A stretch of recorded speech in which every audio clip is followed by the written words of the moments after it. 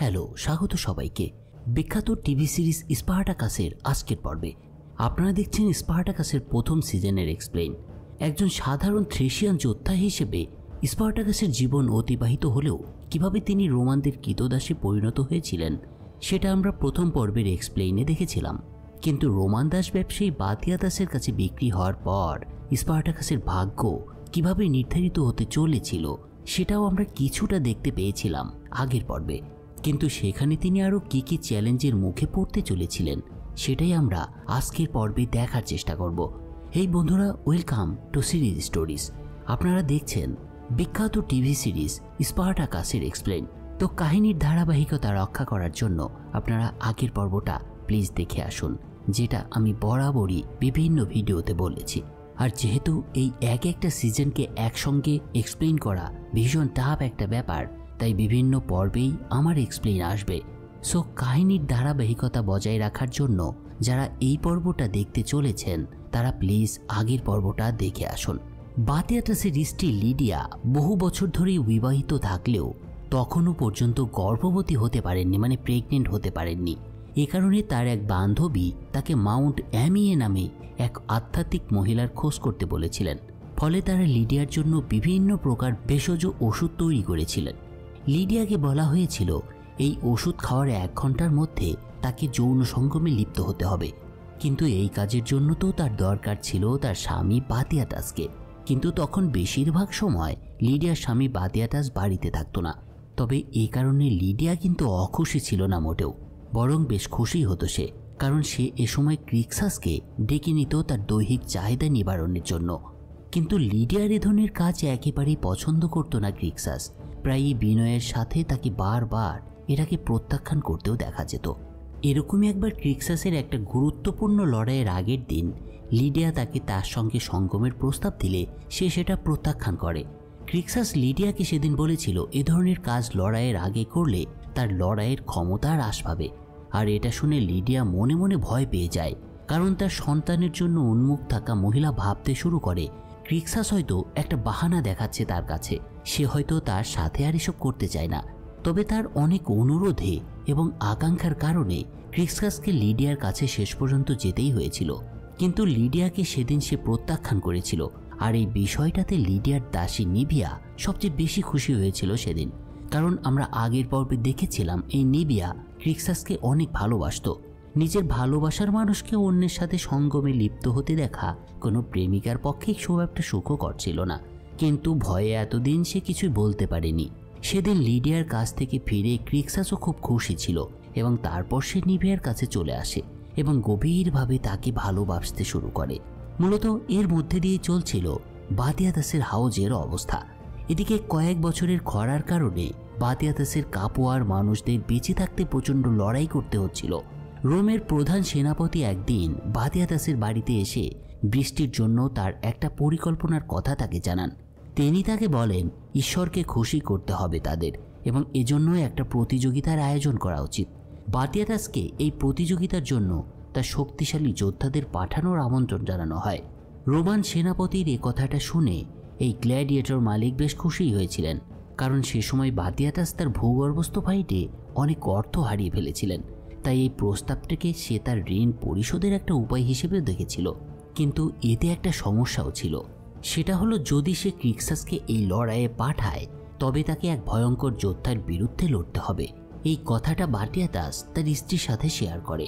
কিন্তু স্বামীর মুখে এটা শুনে লিডিয়ার মধ্যে প্রচণ্ড উদ্বেগ লক্ষ্য করা যায়। এই উদ্বেগের কারণটা কি আপনাদের হয়তো আর বলতে হবে না, তবে আপনারা যেটা ভাবছেন সেটা ছাড়াও আর একটা কারণ ছিল তার উদ্বেগের।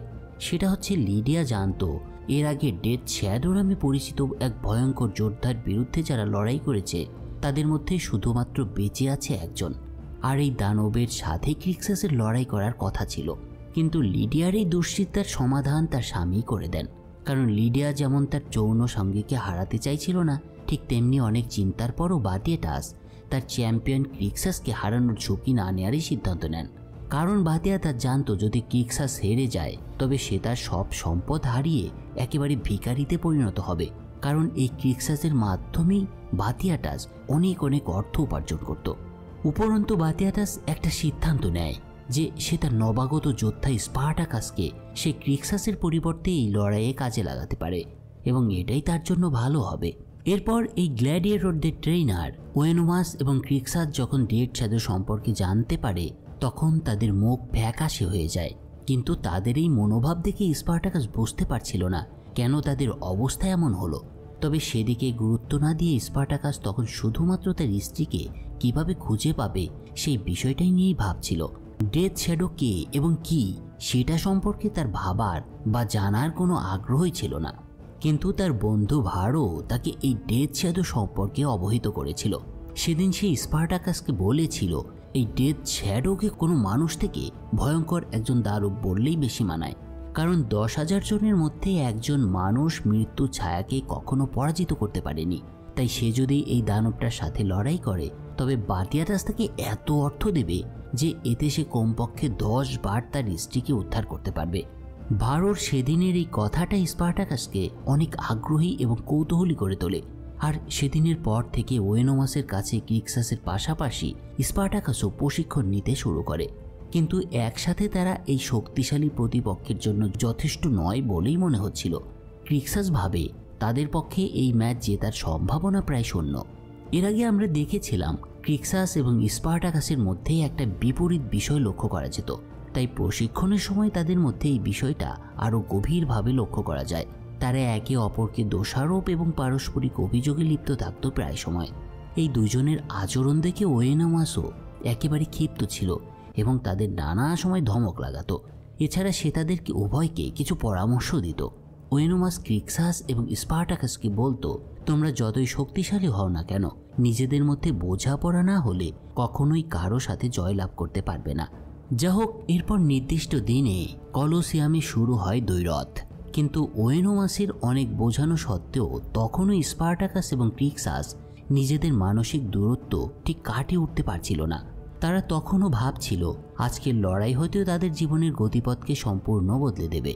ওদিকে দর্শকদের চিৎকার চেঁচামেচির মধ্য দিয়েই একসময় দেখা যায় লোহার গেটটা ধীরে ধীরে খোলা শুরু হয় এবং এরপর দেখা যায় ভয়ঙ্কর এবং হিংস্র চেহারার এক লোক তাদের দিকে এগিয়ে আসছে। এ সময় হঠাৎ মাঠের উপরের পরিষ্কার আকাশ কালো মেঘে ঢেকে যায়। দানবের মতো লোকটা আকাশের দিকে তাকায়। ওদিকে হাজার হাজার দর্শক ভরা বিশাল গ্যালারি সম্পূর্ণ নীরব হয়ে পড়ে। ভয়ঙ্কর গর্জনের সাথে শুরু হয় একটা ত্রিমুখী লড়াই। এ সময় ডেথ শ্যাডোর কাছে দুই যোদ্ধাকে খুবই তুচ্ছ মনে হচ্ছিল। দানবটার একের পর এক আঘাত সহ্য করতে করতে ক্লান্ত হয়ে পড়েছিল বাতিয়াটাসের সেরা দুই যোদ্ধা। তবে এভাবে চলতে চলতে সুযোগ বুঝে ক্রিক্সাসও এক পর্যায়ে তার তরবারি দিয়ে ডেথ শ্যাডোর পেটে আঘাত করতে সক্ষম হয়। এরপর তারা দুজন তাকে দুদিক থেকে ঘেরাও করার চেষ্টা করে। ফলে দেখা যায় একসময় ডেথ শ্যাডো মাটিতে পড়ে গিয়েছে। সবাই হতবাক হয়ে ভাবতে শুরু করে এটা কিভাবে সম্ভব হলো, কারণ দর্শকরা ধরেই নিয়েছিল এই দুজনের মৃত্যু আজকে তারা নিজের চোখে দেখবে। তবে এরপরই পরিস্থিতিটা আবার পাল্টে যেতে শুরু করে। দেখা যায় ডেথ শ্যাডো তাদের দুজনকে একযোগে আক্রমণ করেছে। ফলে মাটিতে পড়ে যায় স্পার্টাকাস, কিন্তু তখনও ক্রিক্সাস তার সাথে লড়াই চালিয়ে যাচ্ছিল। তবে স্বাভাবিকভাবেই দানবটার সাথে পেরে ওঠার কথা তার নয়। তাই দেখা যায় তরবারির আঘাতে রক্তাক্ত অবস্থায় একসময় মাটিতে লুটিয়ে পড়ে ক্রিক্সাস। তার বুক এবং পিঠ যেন দুভাগ হয়ে গিয়েছিল। মাটিতে পড়ে ক্রিক্সাস যখন মৃত্যুর প্রহর গুনছে, ঠিক তখন স্পার্টাকাসের মধ্যে অদ্ভুত একটা ঐশ্বরিক শক্তি চলে আসে। প্রচণ্ড হিংস্রতার সাথে সে ডেথ শ্যাডোকে এবার আক্রমণ করে। তার একের পর এক আঘাতে এবার পরাস্ত হতে থাকে এই দানব ডেথ শ্যাডো এবং শেষ পর্যন্ত দেখা যায় পুরো ময়দানকে অবাক করে দিয়ে তার গলাকে দুভাগ করে ফেলে স্পার্টাকাস। এই দৃশ্য দেখে সবাই এবার স্তম্ভিত হয়ে যায়। আর ঠিক তখন আকাশ থেকে ফোঁটায় ফোঁটায় বৃষ্টি শুরু হয়, সবার পরম আকাঙ্ক্ষিত বৃষ্টি। বেশ কয়েক বছর খরার পর দীর্ঘ প্রতীক্ষিত বৃষ্টি কাপুয়াকে পুষ্ট করতে শুরু করে। সবাই বৃষ্টির আনন্দে উল্লাস করতে শুরু করেছিল। তবে এর মধ্যে নিভিয়া এবং লিডিয়া ক্রিক্সাসের নিরাপত্তা নিয়ে কিন্তু অনেক চিন্তিত ছিল, কারণ তখনও ক্রিক্সাস মাটিতে অসাড় হয়ে পড়েছিল। তবে এতদিন যারা এই দানব ডেথ শ্যাডোকে যুদ্ধের ঈশ্বর বলে মনে করত, তার পতনের মুহূর্ত থেকে তারা আর স্পার্টাকাসকে তুচ্ছ তাচ্ছিল্য করতে সাহস পায়নি। এতদিন সবাই ক্রিক্সাসকে চ্যাম্পিয়ন হিসেবে মনে করলেও এই যুদ্ধের পর স্পার্টাকাস এক বিখ্যাত যুদ্ধের নায়ক হয়ে উঠেছিলেন পুরো কাপুয়াবাসীর কাছে। বাটিয়াটাসের গ্ল্যাডিয়েটর স্কুলের শক্তি এরপর পুনরায় ফিরে এসেছিল। যখন সবাই খুব খুশি ছিল তখন বাটিয়াটাস স্পার্টাকাসের কাছে এসে আরও বড় একটা খবর নিয়ে আসে একদিন। খবরটা ছিল কয়েক মাস খোঁজাখুঁজির পর সে এক সিরীয় বণিকের কাছ থেকে সুরাকে উদ্ধার করতে প্রচুর অর্থ বিনিয়োগ করেছিল। বাটিয়াটাস তার লোকদেরকে সুরার সাথে করে কাপোয়াতে ফিরে আসার নির্দেশ দিয়েছিলেন। স্পার্টাকাসকে তিনি এই খবরটাই জানিয়েছিল। তাকে এই ধারণাটাই দেয়া হয়েছিল বাটিয়াটাসের পক্ষ থেকে যে সবকিছু ঠিকঠাক থাকলে স্পার্টাকাস 2 দিনের মধ্যেই তার স্ত্রীর সাথে পুনরায় মিলিত হবে। স্পার্টাকাসের জন্য পুরস্কার হিসেবে বাটিয়াটাস তাকে সেদিন একটা পৃথক বেডরুমও দিয়েছিল। এই খবরটা শোনার পর স্পার্টাকাস তার স্ত্রীর সাথে আবার মিলিত হওয়ার জন্য একেবারে উন্মুখ হয়েছিল বলা যায়। কিন্তু ওয়েনোমাসের একটা মন্তব্য সেদিন তাকে আবার বাস্তবে ফিরিয়ে নিয়ে আসে। ওয়েনোমাস বলেছিল যদি তাদের পুনরায় মিলন হয়ও তবে এখানে তাদের দাসের মতোই থাকতে হবে। কিন্তু স্পার্টাকাস ওয়েনোমাসের সাথে একমত ছিল না। স্পার্টাকাসের বিশ্বাস ছিল বাটিয়াটাসের জন্য সে একটা গৌরব বয়ে নিয়ে এসেছে, তাই সে তার জন্য অবশ্যই বিশেষ কিছু একটা করবে, এটাই স্বাভাবিক। কিন্তু অন্যদিকে মনে মনে স্পার্টাকাস তার স্ত্রীকে নিয়ে একটা পালানোর প্ল্যানও তৈরি করে ফেলেছিলেন। সে মনে মনে ভেবেছিল এভাবে একত্রে তারা এই অধরা স্বাধীনতা শেষ পর্যন্ত হয়তো অর্জন করতে পারবে। এরপর দিন দেখা যায় স্পার্টাকাস একটা পাহাড়ের কিনারায় একা দাঁড়িয়ে দূর দিগন্তের দিকে তাকিয়ে আছে। তবে সেই মুহূর্তে তার মনের মধ্যে একটা প্ল্যান চলছিল। সেটা ছিল বাটিয়াটাসের আস্তানা থেকে পালানোর প্ল্যান। সেখানে কিছুক্ষণ দাঁড়িয়ে থাকার পর স্পার্টাকাস নিজের রুমে চলে আসে। কিছুক্ষণ পরে দেখা যায় এটা নিয়ে সে ভারোর সাথে আলাপ করেছে। কিন্তু স্পার্টাকাসের প্ল্যান শুনে প্রথমেই ভারো তাকে সেটা বাতিল করে দিতে বলে। তাকে এ ধরনের পাগলের মতো কোনো কিছু না করতে বা ভাবতেও নিষেধ করে দেয় সে। বাটিয়াটাসের এই আস্তানা থেকে আজ পর্যন্ত কোনো কৃতদাস পালাতে পারেনি। কিন্তু তার এই কথাগুলো স্পার্টাকাসকে কিন্তু দমাতে পারছিল না। সে তার নিজের আত্মবিশ্বাসে ভরপুর ছিল, ঠিক অনেকটা ডেথ শ্যাডোকে জয় করার মতো। স্পার্টাকাস ভেবেই নিয়েছিল অসম্ভব সম্ভব হয়ে উঠতে পারে এবং এখান থেকে পালানোও সম্ভব। স্পার্টাকাস সেদিন ভারোকে জানিয়েছিল আগামী 2 দিনের মধ্যে তার স্ত্রী বাটিয়াটাসের এখানে এসে পৌঁছাবে এবং তারপরে সে তাকে নিয়ে নীরবে সমস্ত রক্ষীদের শেষ করবে। স্পার্টাকাসের এ ধরনের পাগলামো চিন্তা ঠিক বুঝতে পারছিল না ভারো, তবে সে একটা আশঙ্কা করছিল। তাই সে এই বিষয়টা তাদের ওখানকার সবচেয়ে গুরুত্বপূর্ণ ব্যক্তিটাকে জানায়। আর এই ব্যক্তিটার নাম ছিল ওয়েনোমাউস, অর্থাৎ তাদের ট্রেনার।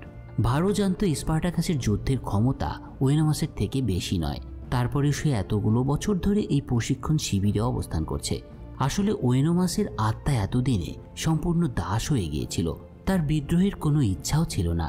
তবে স্পার্টাকাসের বিষয়টা ওয়েনোমাস শেষ পর্যন্ত গোপন রেখেছিলেন কিনা সেটা আমরা সময় হলেই জানতে পারবো। এত সবের পরেও স্পার্টাকাস পালানোর জন্য প্রস্তুত হতে শুরু করেছিল। অন্যদিকে ক্রিক্সাস ডেথ শ্যাডোর সাথে ভয়ানক যুদ্ধে মারাত্মক আহত হয়েছিল, ফলে তাকে নিয়ে আসা হয় বাটিয়াটাসের হাউজে। প্রচণ্ড আহত অবস্থায় বিছানায় অজ্ঞান হয়ে পড়েছিল ক্রিক্সাস। তার জন্য চিকিৎসকও নিয়োগ করা হয়েছিল। কিন্তু একদিন স্পার্টাকাস ক্রিক্সাসের ক্ষত পরীক্ষা করে দেখতে পায় সেটা বুজে আছে এবং সঠিক চিকিৎসা না পেলে এখানে মারাত্মক সংক্রমণ হতে পারে। তাই সে ক্রিক্সাসের চিকিৎসার দিকে বিশেষভাবে নজর দেয়। যদিও প্রথম দিকে ক্রিক্সাসের সাথে তার সম্পর্ক খুব একটা ভালো ছিল না, কিন্তু ডেথ শ্যাডোর সাথে লড়াইয়ের পর এই দুজনের মধ্যে কিছুটা সদ্ভাব লক্ষ্য করা যাচ্ছিল। যা হোক, এভাবেই চলছিল সবকিছু। বাটিয়াটাসের যোদ্ধাদের লড়াইয়ের বেশিরভাগ সময় অভিজাতদের মনোরঞ্জনের একটা বড় মাধ্যম ছিল রোমান যুগে। একদিকে যেমন মদ্যপান চলত, অন্যদিকে তারা গ্ল্যাডিয়েটরদের লড়াই দেখত। তবে প্রশিক্ষণ চলাকালীন প্রায় সবসময়ই কঠোর পাহারার ব্যবস্থা করা হতো। এর মধ্যেও কাঙ্ক্ষিত স্বাধীনতার আশায় স্পার্টাকাস মাঝে মাঝে সেই খাদের ধারে গিয়ে দাঁড়িয়ে থাকত। একদিন স্পার্টাকাস যখন পালানোর চিন্তায় মগ্ন, তখন পুরো প্রশিক্ষণ শিবির এই ডেথ শ্যাডোর বিরুদ্ধে স্পার্টাকাসের বিজয় উদযাপন করতে ব্যস্ত ছিল। তার কৃতিত্বের স্বীকৃতি স্বরূপ বাটিয়াটাস ব্যক্তিগতভাবে স্পার্টাকাসকে একটা স্যুট তৈরি করে দিয়েছিলেন।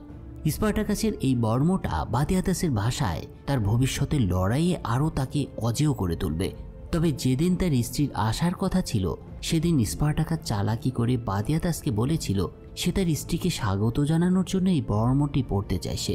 আর এই কথাই বাটিয়াটাস আনন্দে রাজিও হয়ে যায়। তবে সুযোগ বুঝে স্পার্টাকাস তার বর্মের হাতায় একটা ছুরি গুজে রেখেছিল। কারণ সে নিশ্চিত ছিল স্ত্রী সুরাকে পাওয়ার সাথে সাথে সে এখান থেকে পালানোর চেষ্টা করবে, আর তখন এটা তার প্রয়োজন হবে। তবে সবকিছু ঠিকঠাক ছিল, শুধুমাত্র ওয়েনোমাস ছাড়া।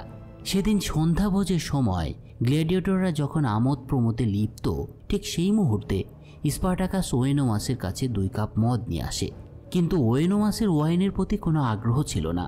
তবে তার সাথে স্পার্টাকাসে বেশ কিছু বিষয় সেদিন আদান প্রদান হয়। সেদিন আলোচনার পর স্পার্টাকাস তার কাছ থেকে ফিরে আসে। এর কিছুক্ষণের মধ্যে দেখা যায় প্রশিক্ষণ ক্যাম্পের সবাই সম্পূর্ণ মাতাল হয়ে গিয়েছে। তবে স্পার্টাকাসের অনুগত বন্ধু ভারও বুঝতে পেরেছিল এই পানীয়র সাথে স্পার্টাকাস কিছু একটা মিশিয়ে দিয়েছে। তাই স্পার্টাকাসকে এসবের পরিণতির কথাটাও সে সময় আবার ভারও তাকে স্মরণ করিয়ে দেয়। ভারো স্পার্টাকাসকে বলে যদি সে মূল ফটক দিয়ে পালাতে সক্ষম হয় তবে সব প্রহরী তাকে তাড়া করবে। এই রোমে একজন কৃতদাসকে সম্পূর্ণরূপে তাদের স্বাধীনতা ফিরে পাওয়াটা অনেকটা কল্পনার মতো ছিল, কিন্তু স্পার্টাকাস তার সিদ্ধান্তে ছিল অটল। তার প্ল্যান ছিল প্রথমে সে বার্টিয়াটাসকে জিম্মি করবে এবং এখান থেকে বাইরে বেরোনোর পর তাকে সে ছেড়ে দেবে। তো এভাবেই সেই দিনটাও পার হয়। পরের দিন স্পার্টাকাস তার বর্ম পরে সুরার জন্য অপেক্ষা করতে শুরু করে। আর কিছুক্ষণ পর দেখা যায় সুরাকে বহনকারী সেই গাড়িটা ধীরে ধীরে বার্টিয়াটাসের প্রশিক্ষণ স্থলে প্রবেশ করছে। স্ত্রীকে বহনকারী গাড়িটা দেখে প্রচণ্ড উত্তেজিত হয়ে ওঠে স্পার্টাকাস, কিন্তু স্ত্রীকে রিসিভ করার সময় স্পার্টাকাসের এক ধরনের অস্বস্তি বোধ হতে শুরু করে। তারপরেও একটা গভীর নিঃশ্বাস ছেড়ে স্পার্টাকাস গাড়িটার দিকে এগিয়ে যায়। ওদিকে বার্টিয়াটাসও পরিস্থিতি অবজার্ভ করে গাড়ির কাছে এসে দাঁড়িয়েছিল। আর ঠিক যখন স্পার্টাকাস গাড়ির কাছে পৌঁছায় তখন ওয়েনোমাসকে একটু রাগান্বিত হয়ে একটা চাবুক হাতে তার দিকে যেতে দেখা যায়। গতরাতে স্পার্টাকাস একটা কাণ্ড ঘটিয়ে বসেছিল, আমরা দেখেছিলাম সেটা। সবার মদের গ্লাসে ঘুমের ওষুধ মিশিয়ে দিয়েছিল সে, যাতে পরের দিন অনেকক্ষণ সবাই ঘুমাতে পারে, আর সেই সুযোগে সে কম বাধার মুখোমুখি হয়ে যাতে সেখান থেকে পালিয়ে যেতে পারে। তো যাই হোক, স্পার্টাকাস পালানোর পরিকল্পনা বুঝতে পেরে ওয়েনোমাস তাকে থামানোর জন্য যখন প্রস্তুত হয় সেই মুহূর্তে স্পার্টাকাসও তার সোরা বের করতে শুরু করেছিল, কিন্তু কোচম্যানের টুপিতে সে রক্তের দাগ লক্ষ্য করে। আর এটা দেখেই ভয়ানক কিছু একটা ঘটেছে বুঝতে পেরে সে দ্রুত গাড়ির পেছনের দিকে ছুটে যায়। গাড়ির দরজা খোলার সাথে সাথে স্পার্টাকাস তার স্ত্রী সুরাকে তার সামনে রক্তাক্ত অবস্থায় পড়ে থাকতে দেখে। এ সময় অনেকটা অসহায়ভাবে স্পার্টাকাস তার স্ত্রীকে জড়িয়ে ধরে। যখন সে সবকিছু প্রায় গুছিয়ে নিয়ে এসেছিল তখন এইরকম দুঃখজনক পরিস্থিতিতে স্পার্টাকাস তার প্রিয়তমা স্ত্রীকে এই অবস্থায় দেখে প্রচণ্ডভাবে ভেঙে পড়ে। সে তার স্ত্রী সুরাকে শক্তভাবে ধরে রেখেছিল এবং শুধুমাত্র এ সময় সে তার হতাশাই অনুভব করতে পারছিল। তবে বার্টিয়াটাসের মধ্যে কোনো রকম করুণা বা দুঃখ কিন্তু দেখা যাচ্ছিল না। কোনো রকম সহানুভূতি না দেখেই লোকটা সেখান থেকে চলে যায়। আসলে এখানে অবশ্যই আপনাকে একটা বিষয় বুঝতে হবে, স্পার্টাকাস ছিল বার্টিয়াটাসের অর্থ উপার্জনের একটা যন্ত্র মাত্র, এবং তার সাথে সুরার পুনরায় একত্রিত করার কোনো উদ্দেশ্যই বার্টিয়াটাসের ছিল না। সে জানত স্পার্টাকাসকে দৈহিক কামনায় লিপ্ত রাখলে তার লড়াইয়ের ক্ষমতা হ্রাস পাবে। বার্টিয়াটাস সবসময় বিশ্বাস করত সুরার সাথে তার মানসিক সংযুক্তি ছিন্ন করতে পারলে সে স্পার্টাকাসকে নিজের মতো করে তৈরি করতে পারবে। মূলত সেই লক্ষ্যেই বার্টিয়াটাস গোপনে সুরার উপরে আতর্কিত হামলার একটা পরিকল্পনা করে। শালা ধূর্ত বার্টিয়াটাস! কিন্তু স্পার্টাকাসকে সে অন্যটা বুঝিয়েছিল, যে বিচ্ছিন্নতাবাদীরা রাস্তায় তার স্ত্রীর উপরে আক্রমণ চালিয়ে তাকে হত্যা করে। সেদিন প্রিয়তমা স্ত্রীর মৃত্যুতে সমস্ত যন্ত্রণা যেন আঁকড়ে ধরেছিল স্পার্টাকাসকে। স্পার্টাকাস সুরার ঘোমটা খুলে তাকে আলতোভাবে চুম্বন করে সেদিন তাকে শেষ বিদায় জানিয়েছিল সে। বার্টিয়াটাসের ব্যবস্থায় একটা জমকালো দাহ অনুষ্ঠানের মধ্য দিয়ে সুরার শেষকৃত্য সম্পন্ন হয়।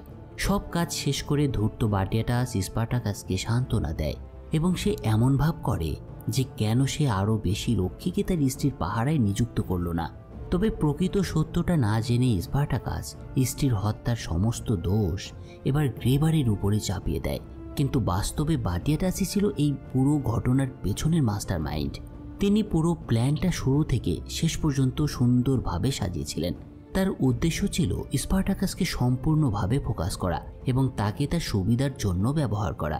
সুরার হদিশ খোঁজার জন্য একজন কোচম্যানকে নিয়োগ করতে বার্টিয়াটাস যথেষ্ট পরিমাণ অর্থ ব্যয় করেছিলেন। তার পরিকল্পনার কথা এমনকি তার স্ত্রী লিডিয়াও জানত না। সোরাকে উদ্ধার করার তৎপরতায় সে শুধু ভাবত একজন কৃতদাসের স্ত্রীকে কেন এভাবে খোঁজার জন্য হন্যে হয়ে উঠেছে তার স্বামী। কিন্তু বাতিয়াটা সেটাকে একটা বিনিয়োগ ভেবেছিল।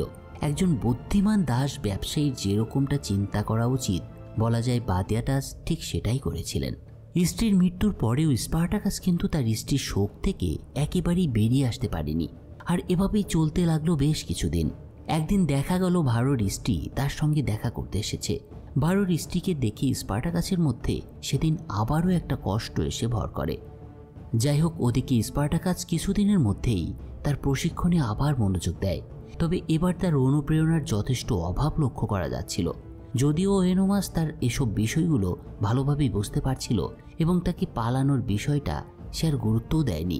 এছাড়া ওয়েনোমাস একজন সত্যিকারের মানুষ ছিল, কারণ সেই গোপন কথাটা সে বাতিয়াটাসকেও জানিয়েছিল না। একদিন প্রশিক্ষণের সময় স্পার্টাকাসকে সে শুধু এটাই বলেছিল একজন গ্ল্যাডিয়েটর হওয়ার জন্য নিজেকে আন্তরিকভাবে উৎসর্গ করতে হবে। তার যে কোনো বিভ্রান্তিকর চিন্তাভাবনাগুলোকে বাতিল করার পরামর্শ দিয়েছিল ওয়েনোমাস তাকে। এদিকে ডেথ শ্যাডোকে হারানোর পর স্পার্টাকাসের খ্যাতি বেড়ে যাওয়ার কারণে অভিজাতদের পক্ষ থেকে বাতিয়াটাসের কাছে $1 বিলিয়ন প্রস্তাব আসতে শুরু করে। একদিকে লেক নামে টাক মাথার এক লোক বাতিয়াটাসের কাছে এসে জানায় তার দাদা ছিলেন একজন বিখ্যাত রোমান জেনারেল। তিনি শক্তিশালী সেল্টদের বিরুদ্ধে রোমান সেনাবাহিনীকে কমান্ড করেছিলেন। কথার সূত্র ধরে সেদিন লোকটি বাতিয়াটাসকে পুনরায় সেই মহাকাব্যিক ইতিহাসের পুনরাবৃত্তি ঘটাতে, মানে স্পার্টাকাসকে কাজে লাগানোর অনুরোধ করেন। আসলে এই লেক লোকটা চেয়েছিল স্পার্টাকাস তার বীরের ভূমিকা আবার পালন করুক এবং 6 জন সেল্ট দণ্ডিত বন্দির বিরুদ্ধে 4 জন গ্ল্যাডিয়েটরের একটি দলকে সে নেতৃত্ব দিক। এজন্য বাতিয়াটাসকে প্রাথমিক অফার হিসেবে এই লোকটা বিপুল অর্থ পুরস্কারের ঘোষণা দেয়। আর স্বাভাবিকভাবেই সেদিন রাজিও হয়ে যায় বাতিয়াটাস, কারণ লোকটা প্রচণ্ড রকমের লোভী ছিল। ফলে সে সেটা একসময় স্পার্টাকাসকে জানালে কিছুটা চিন্তাভাবনা শুরু করে সে, এবং এই লড়াই তার লড়া উচিত নয় বলে প্রাথমিকভাবে মন স্থির করে স্পার্টাকাস। তবে ভারো তাকে এবার বাস্তবতা দেখার পরামর্শ দেয়। সে বলেছিল, তোমার মনিবের কথা তোমাকে মানতেই হবে। আর ভারোর কথার অর্থ বুঝতে পেরেছিল সেদিন স্পার্টাকাস, তবে সে তার সিদ্ধান্তে কিন্তু তখনও অটল ছিল। এই সময়ের মধ্যেই আর একটা ঘটনা ঘটেছিল কাপোয়ার হাউস অব বাতিয়াটাসে। এক বিকেলে স্পার্টাকাস পিরোস নামে এক তরুণ গ্ল্যাডিয়েটরকে নির্যাতিত অবস্থায় দেখতে পায়। পিরোসের অবস্থা দেখে স্পার্টাকাসের নিজের অতীতের কষ্টের কথা মনে পড়ে। তাছাড়া পিরোস তার দুঃসময়ে তাকে অনেকবার পানি দিয়ে উদারতাও দেখিয়েছিল। সেদিন পিরোসকে সাহায্য করার জন্য স্পার্টাকাস এবার সরাসরি হস্তক্ষেপ করে, কিন্তু এতে হিতে বিপরীত হয় এবং কিছুদিন পর এই পিরোস ফাঁসি নিয়ে মারা যায়। স্পার্টাকাস জানতো পিরোস কেন এভাবে মারা গেল, তাই সে সেদিন এক গ্ল্যাডিয়েটরকে প্রচণ্ড মারধর করে। ঘটনাটা ছিল এরকম, কয়েকদিন ধরেই স্পার্টাকাস একটা বিষয় লক্ষ্য করছিল। এই যোদ্ধা, মানে যাকে সে এখন পেটালো, সে পিরোসকে নানাভাবে উত্ত্যক্ত করত এবং তার সাথে একটা সমকামী আচরণের মতো করত। আর এটাই সহ্য করতে পারেনি পিরোস। তো পিরোসের মৃত্যুর শাস্তি হিসেবে স্পার্টাকাস তাকে তার সব দোষ স্বীকার করার নির্দেশ দেয়। কিন্তু সেই গ্ল্যাডিয়েটর তার দোষ স্বীকার করার পরিবর্তে পিরোসের প্রতি অশ্লীল ভাষায় কথা বলা শুরু করে। ফলে এবার স্পার্টাকাস রেগে ফেটে পড়ে এবং তাকে পাহাড়ের উপর থেকে ফেলে সেদিন হত্যা করে। এই ঘটনায় বাতিয়াটাস ভীষণ রেগে গিয়েছিল। স্পার্টাকাসকে সে যতই পছন্দ করুক না কেন, তাই বলে সে তার এক গ্ল্যাডিয়েটরকে এভাবে হত্যা করতে পারে না। এই পরিস্থিতির পরিপ্রেক্ষিতে বাতিয়াটাস গ্ল্যাডিয়েটরদের বলে স্পার্টাকাস শাস্তিযোগ্য অপরাধ করেছে এবং এর থেকে মুক্তি পাওয়ার জন্য তাকে সেল্টদের সাথে লড়তেই হবে। বাতিয়াটাসের কথা স্পার্টাকাসও বুঝতে পেরেছিল, তাই আসন্ন লড়াইয়ের জন্য তাকে সিদ্ধান্ত নিতেই হয়। এরপরের কটা দিন স্পার্টাকাসকে একজন ভেঙে পড়া এবং হতাশাগ্রস্ত মানুষ ছাড়া কিছুই মনে হয়নি। সে স্বপ্নে প্রতিনিয়ত সোরাকে দেখতে পেত, তাকে নিয়ে স্বপ্ন দেখত ছোট্ট সুন্দর একটা সংসারের। কিন্তু কি থেকে কি হয়ে গেল, তাই স্পার্টাকাসকে বাধ্য হয়ে সিদ্ধান্ত নিতে হয় সাধারণ এক গ্ল্যাডিয়েটর হিসেবে সে বাকি জীবনটা কাটিয়ে দেবে। যা হোক, এরপর নির্দিষ্ট দিনে সেই মার কাট হত্যাকারের আনুষ্ঠানিকতা শুরু হয়।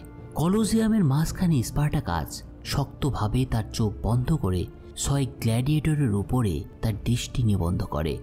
যুদ্ধ শুরু হওয়ার পর এক লম্বা গ্ল্যাডিয়েটর স্পার্টাকাসের দিকে একটা বর্শা ছুড়ে মারে, কিন্তু দেখা যায় সে তখনও স্থির হয়ে দাঁড়িয়ে আছে এবং এগিয়ে আসা ব্লেডকে অনেকটা শান্তভাবেই স্বাগত জানাচ্ছে সে। এরপর অবশেষে স্পার্টাকাস তার দেবতার নির্দেশনার বিশ্বাস করে, তার দেবতার নির্দেশের প্রতি এবার বিশ্বাস রাখে। ধীরে ধীরে চোখ খুলে স্পার্টাকাস সামনের দিকে তাকায়। 6 শক্তিশালী গ্ল্যাডিয়েটরকে মোকাবেলার জন্য একেবারে প্রস্তুত সে। এরপরে বলা যায় চোখের পলকে স্পার্টাকাস তার বীরত্ব দেখিয়ে 5 গ্ল্যাডিয়েটরকে মুহূর্তের মধ্যে হত্যা করে ফেলে। তার অপার ক্ষমতার সাক্ষী হয়ে বাকি গ্ল্যাডিয়েটর কাঁপতে শুরু করে এবং হাঁটু ঘেরে বসে তার কাছে মরিয়া হয়ে অনুনয় বিনয় করে। আর ঠিক সেই মুহূর্তে স্পার্টাকাস দেখতে পায় তার অবচেতন মনে তার স্ত্রীর মুখখানা ভেসে উঠেছে। আর এই মুহূর্তে দ্বিধা ছাড়াই প্রচণ্ড ক্রোধে গর্জন করে স্পার্টাকাস সেই গ্ল্যাডিয়েটরের মাথাটা দেহ থেকে বিচ্ছিন্ন করে দেয়। বর্তমানে স্পার্টাকাস আর আগের মতো নেই। অসংখ্য পরীক্ষা এবং ক্লেদ সহ্য করার পর সে এক আগুনের ফুলকির মাধ্যমে পুনর্জন্ম লাভ করেছে। স্পার্টাকাস এ সময় উচ্চস্বরে তার নাম ঘোষণা করে। সে বলে, আমি স্পার্টাকাস। আর এভাবেই সে তার আসল পরিচয় সকলকে জানায়। আর এভাবেই শেষ হয় আজকের পর্ব। এই সিজনের আরও বেশ কয়েকটা পর্ব বাকি আছে। আমি চেষ্টা করব সামনের 2টো পর্বের মাধ্যমে বাকি পর্বগুলো এক্সপ্লেন করে দেবার। তো ধৈর্য ধরে একটু অপেক্ষা করুন এবং সিরিজটার মজা নিতে শুরু করুন। খুব দুর্দান্ত হিস্টোরিক্যাল এবং অনেক পাওয়ারফুল একটা সিরিজ। যারা এর কাহিনীর গভীরে ঢুকতে পারবেন এবং কন্টিনিউ এই সিরিজটা দেখবেন, তারা বুঝতে পারবেন শেষ পর্যন্ত আমার কথাটা কতটুকু সত্যি ছিল। তো সবাই ভালো থাকুন, বকবকাট করছি না, ফিরছি খুব শীঘ্রই পরের পর্বটা নিয়ে। Take care.